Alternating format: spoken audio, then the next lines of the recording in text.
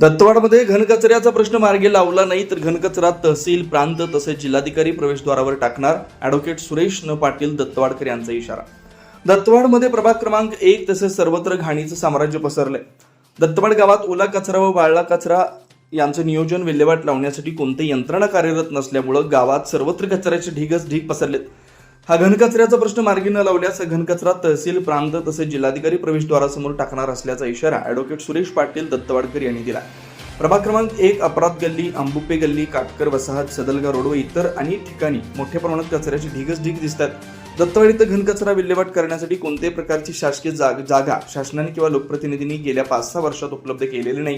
त्यामुळे त्याबाबत तहसीलदार असो व इतर पदाधिकाऱ्यांना सूचना केलेल्या आहे। याबाबत भविष्य काळात निर्माण होणाऱ्या परिस्थितीसाठी लवकरात लवकर जवळच्या कोणत्याही गावात शासकीय गायरान किंवा इतर प्रकारची जमीन उपलब्ध करून देऊन दत्तवाडमधील हा प्रश्न मार्गी लावावा अशी मागणी त्यांनी केली। शिवार न्यूजसाठी इसाक नदाब, दत्तवाड। अक्षरशः एक वाईट परिस्थितीमध्ये जीवन जगत आहे असं म्हटलं वावरताना या ठिकाणी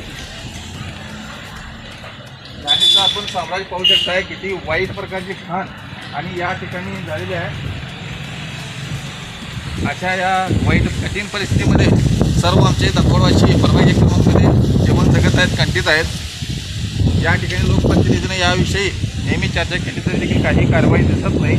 काल एका ग्रुपवर चर्चा केल्यानंतर आता या JCB किंवा ट्रॅक्टर घेऊन कारवाई सुरू झाली आहे।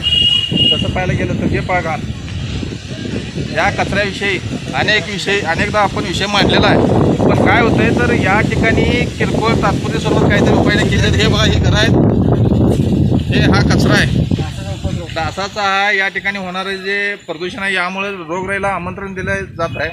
याविषयी वास्तविक आमच्या दत्तवाड गावाला जर जे कचरा टाकण्यासाठी परवा यंत्रणा म्हणून 2-3 एकर रानाची